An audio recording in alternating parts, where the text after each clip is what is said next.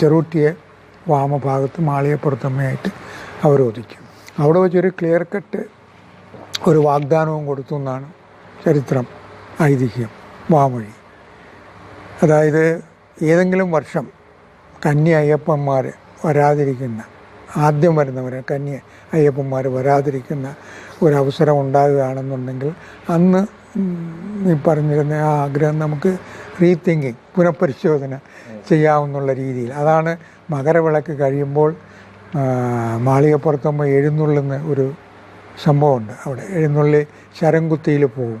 ശരംകുത്തി എന്ന് പറയുന്നിടത്താണ് ഈ കന്നി അയ്യപ്പന്മാർ വരുമ്പം അവരതിൻ്റെ ഒരു സിംബോളിക്കായിട്ട് ഒരു ശരം അവർ കൊണ്ടുവരും. അത് അപ്പോൾ അവിടെ ശരങ്ങളുണ്ടെന്നുണ്ടെങ്കിൽ അതിൻ്റെ കന്നി അയ്യപ്പന്മാർ വന്നു എന്നുള്ളതാണ്.